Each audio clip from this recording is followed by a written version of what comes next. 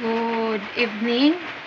I'm here this moment to talk with you, the fertilizer of faith in John chapter 3, verse 16.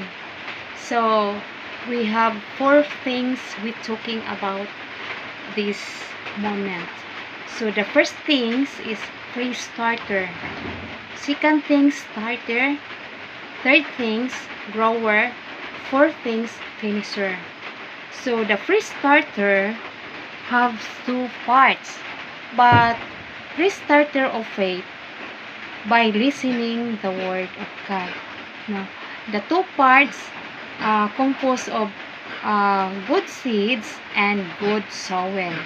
So good seeds, it is the word of God planting in the heart of the humanity, in the heart of every people around the world.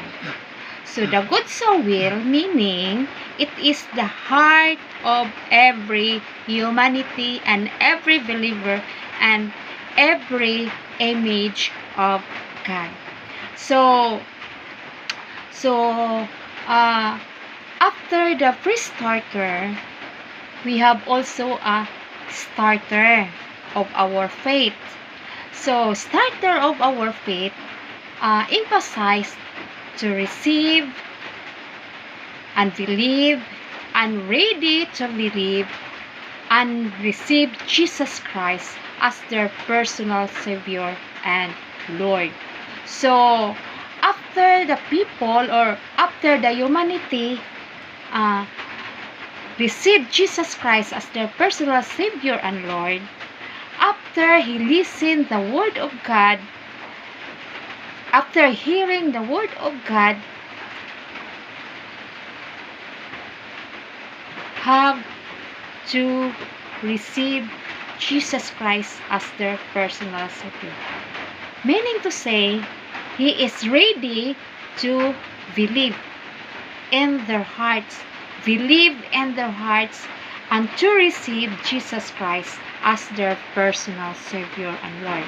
After that, we have grower. What is mean by grower? After he pray, after he give thanksgiving to the Lord, we have meaning he have received Jesus Christ and their personal Savior and Lord. He grow, they grow their spiritual life. If he grow spiritual life, there is love and compassion, and most fruit of the Holy Spirit, because the Spirit is comforter. Holy Spirit is to relax, to have a good